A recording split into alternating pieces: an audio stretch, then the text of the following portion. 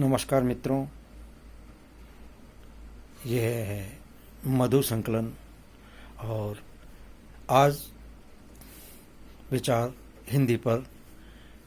सितंबर माह चल रहा है, जगह जगह हर कार्यालय में, स्कूलों में, हालांकि स्कूलें बंद हैं। सितंबर के महीने में हिंदी दिवस मनाया जाता है किसी न किसी रूप में। आज इस माह में भी मनाया जा रहा है।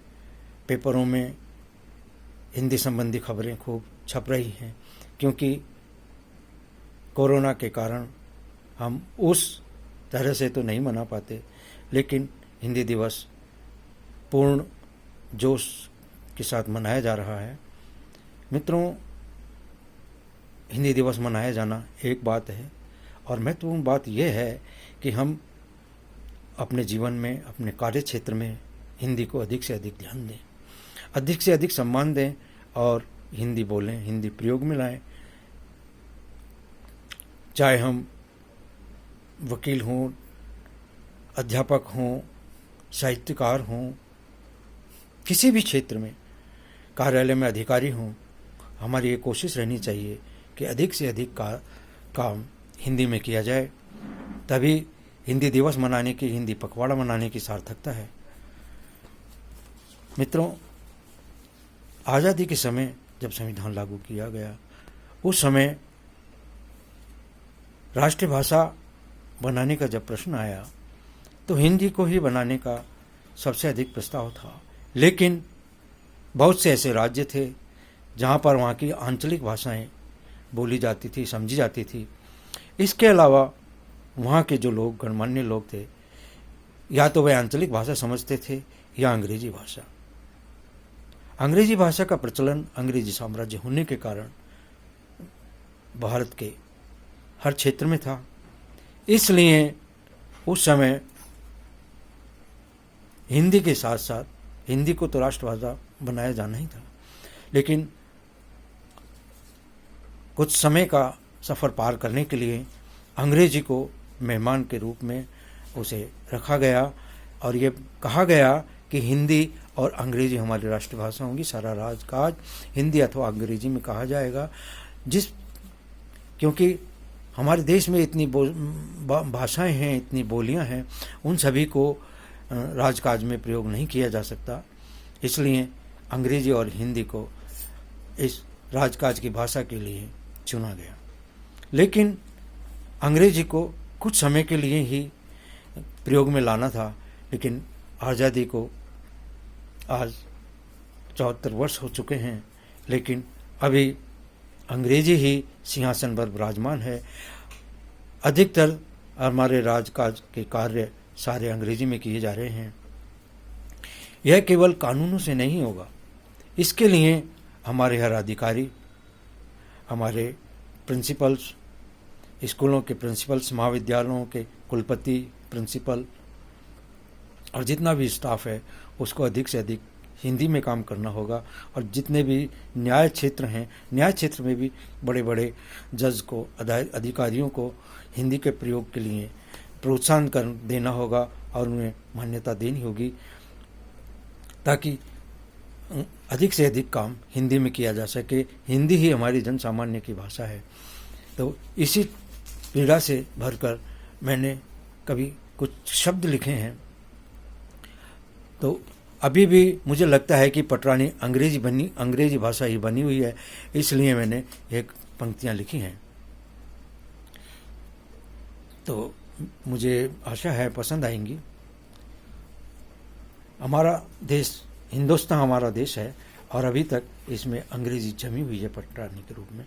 तो मैंने आग्रह किया है, हिंदी को अब मिले सिंहासन, विदा अंग्रेजी होनी चाहिए। ये मेरी कविता का शीर्षक है।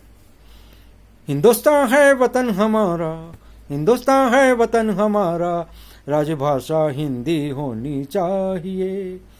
गहमा गहमी खूब हुई अब, मेहमाबाजी खूब हुई अब हिंदी को मिले सिंहासन, विदा अंग्रेजी होनी चाहिए। साज सजिंदे तरह तरह के, साज सजिंदे तरह तरह के, सुरताल होनी चाहिए। गाने वाले भले अनेक हों, धुन एक होनी चाहिए। हिंदुस्तान है वतन हमारा, हिंदुस्तान है वतन हमारा, राजभाषा हिंदी होनी चाहिए। रहने वाले हों किसी प्रांत के, रहने वाले हों किसी प्रांत के, सबके ऐतिहासिक गौरव हैं, अपनी अपनी गाथाएं हैं, अपनी अपनी गाथाएं हैं, सम्मान होना चाहिए। अपनी अपनी गाथाएं हैं, सबका सम्मान होना चाहिए। भारत की भूमि पर जन्मा, भारत की भूमि पर जन्मा, मन में ये स्वाभिमान होना चाहिए। अब हिंदी को मिले सिंहासन, अब हिंदी को मिले सिंहासन, विदा अंग्रेजी होनी चाहिए।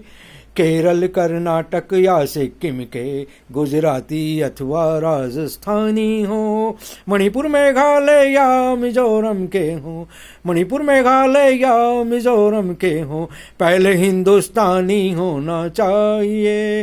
अब हिंदी को मिले सिंहासन, अब हिंदी को मिले सिंहासन, विदा अंग्रेजी होनी चाहिए।